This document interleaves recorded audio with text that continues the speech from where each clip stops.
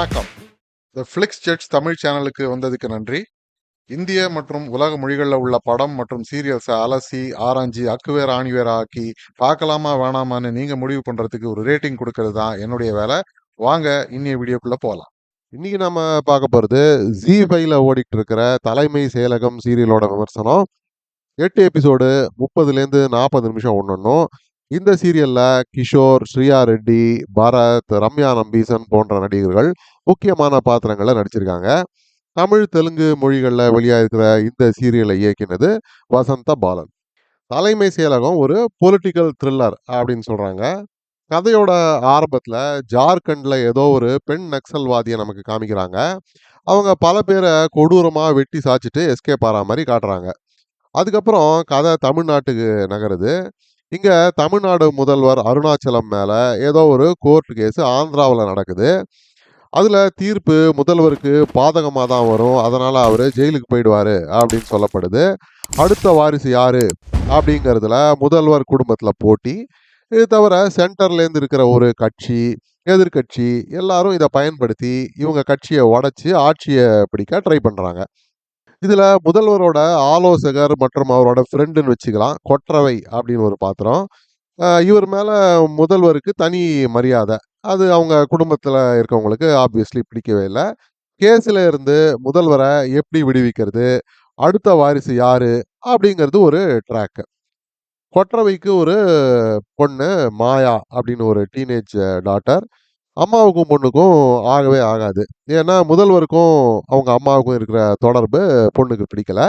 ஆனால் இதனாலையும் வேற பல பிரச்சனைகள் ஏற்படுது. இது ஒரு தனி ட்ராக்கு. இன்னொரு பெண் தீவிரவாதி துர்கா அப்படிங்கிறவங்கள நம்ம காமிக்கிறாங்க. இவங்களுக்கும் கொற்றவைக்கும் ஏதோ சின்ன வயசுலேருந்தே தொடர்பு இருக்கிறதா சொல்றாங்க.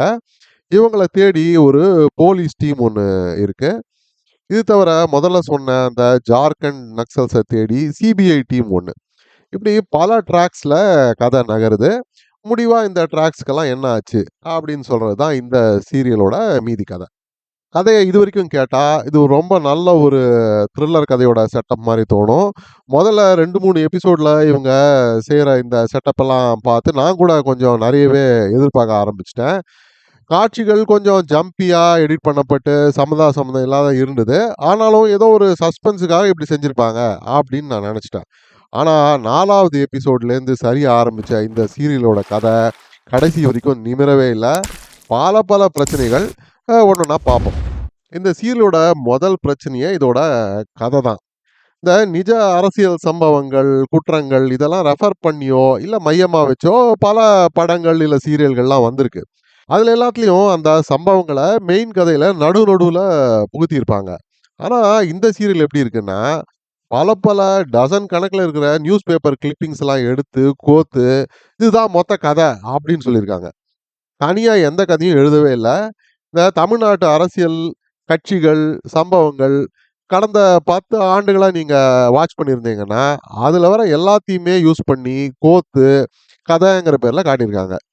எதுலேயும் ஒரு ஒரிஜினாலிட்டியே கிடையாது. இந்த செங்கலுக்கு நடுவில் சிமெண்ட் போடுற மாதிரி இவங்க எழுதியிருக்கிற கொஞ்ச நெஞ்ச கதையும் காட்சிகளும் ரொம்ப ஓவர் ட்ராமேட்டிக்காக துளி கூட நம்பகத்தன்மையாக இல்லாதான் எழுதியிருக்காங்க. பொலிட்டிக்கல் ஸ்டோரி லைன் தான் எப்படின்னா அந்த நக்சல் போலீஸ் ஆங்கிள் இது படு அபத்தம். மறுபடியும் நியூஸ் பேப்பர் ஆர்டிகிள்ஸ் எல்லாம் படித்து துளி கூட புரிதலே இல்லாத அதை அப்படியே காட்சிகளை ஆக்கி ஏதோ வசனங்களாக ஒப்பிச்சிருக்காங்க. அவ்வளோதான். அடுத்த பிரச்சனை இது மாதிரி சொத்தையான கதையால் வந்தது தான் பாத்திரங்களோட வடிவமைப்பு. முதல்வர், கொள்கை பரப்பு செயலாளர், குடும்பத்தில் இருக்கிற அரசியல்வாதிகள்னு எல்லாமே தமிழ்நாட்டுக்கு பரிச்சயமான பாத்திரங்கள் தான். ஆனால் ரசித்து பார்க்கும்படியான காட்சிகள் கதை அம்சம் இல்லாததுனால இதெல்லாம் டோட்டலாகவே நீர்த்து போயிடுது. இம்பேக்ட்ஃபுல்லாகவே இல்லை. இவங்க பேஸ் பண்ணியிருக்கிற பாத்திரங்கள் என்னமோ அரசியல் ஜெயிண்ட்ஸ்.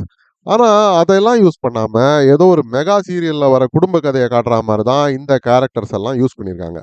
ஆனால் இதெல்லாம் கூட பரவாயில்ல. இந்த போலீஸு, சிபிஐன்னு வர கேரக்டர்ஸ் எடுத்திருக்காங்க பாருங்க, அதுதான் அபத்தத்தோட உச்சகட்டம். தாங்கவே முடியல. ஆதித்ய மேனன் நடித்த சிபிஐ ஆஃபீஸர் நவாஸ் கான். இவர் சிபிஐ ஆஃபீஸரா இல்லை ட்ராமா ஆர்டிஸ்டானே தெரியல.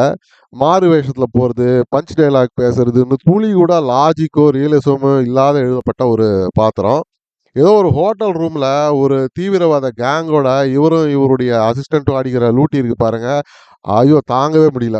இதை விட மோசமா எழுதப்பட்டது தான் பாரத் நடிச்ச டிசிபி மணிகண்டனோட பாத்திரம். முதல் காட்சியிலே இவரு கேர்ள் ஃப்ரெண்டோட ஃபிளாட்ல இருக்கிற மாதிரி காட்டுவாங்க. அப்புறம் பார்த்தா அந்த கேர்ள் ஃப்ரெண்ட் இவரோட டீம்ல இருக்கிற ஒரு போலீஸா. இதுல ஆரம்பிக்கிற அபத்தம் கடைசி வரைக்கும் தொடருது. இவரை மட்டும் போலீஸ் ட்ரைனிங்க்கு அனுப்பாம ஏதோ ஒரு தேர்ட் ரேட் சினிமா கதை எழுதுறவங்க கிட்ட ட்ரைனிங் அனுப்பிச்சிருப்பாங்கன்னு நினைக்கிறேன். சட்டத்தை இவர் ஃபாலோவே பண்ண மாட்டாராம்.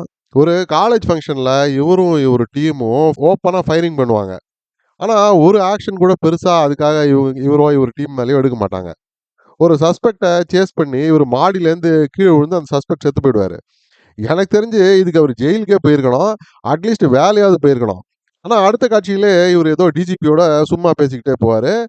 இதே மாதிரி முதல்வர் குடும்பத்துல இருக்கிற கேரக்டர்ஸ் எல்லாமே அரசியல்வாதிகளா இல்லைன்னா மாஃபியா ஃபேமிலியா அப்படிங்கிற அளவுக்கு வில்லன்கள் மாதிரி தான் எழுதியிருக்காங்க. கொற்றவையோட பொண்ணு மாயா கேரக்டர். அந்த பொண்ணு அம்மாவை பார்த்து எல்லா காட்சிகளிலும் இங்கிலீஷ்ல கெட்ட வார்த்தை பேசி திட்டிக்கிட்டே தான் இருக்கும். அதுக்கு அவங்க அம்மா, என் பொண்ணு இப்படி பேசுறது தான் எனக்கு ரொம்ப பிடிச்சிருக்கு அப்படின்னு வேற சொல்லுவாங்க. இவங்க பேசுறது தான் ஏதோ பெண்களோட சுதந்திரம் அப்படி இப்படின்ற மாதிரிலாம் காட்சி அமைப்பு இந்த சீரியல்ல உண்டு. எனக்கு என்னமோ டைரக்டர் இந்த அமெரிக்கன் சீரியல்லாம் நிறைய பார்ப்பாருன்னு நினைக்கிறேன். அப்புறம் கிளைமேக்ஸ், அதுவும் ஒரு அபத்தம்.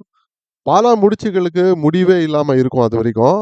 அதனால லிட்ரலா கடைசி லாஸ்ட் 1 மினிட்ல எல்லா விஷயங்களையும் ஏதோ ஒரு கடிதத்துல எழுதி வச்சு, சம்மந்தமே இல்லாத ஒரு பேக் ஸ்டோரிய சொல்லுவாங்க. அது என்னதுன்னு புரியறதுக்குள்ள சீரியலே முடிஞ்சு போயிடும். இவ்வளவு ஹாப்ஹசார்டான ஒரு கிளைமேக்ஸ இதுக்கு முன்னாடி நான் பார்த்ததே இல்ல. நடிப்புன்னு பார்த்தீங்கன்னா, முதல்வரா நடிச்ச கிஷோர், கொற்றவை பாத்திரத்துல நடிச்ச ஸ்ரீயா ரெட்டி, துர்காவா நடிச்ச கனி, இவங்க எல்லாரையும் சொல்லலாம். நல்லாவே நடிச்சிருந்தாங்க. மத்தபடி பல பாத்திரங்கள் ஓவர் ஆக்ட் பண்ணி தான் நடிச்சிருந்தாங்க.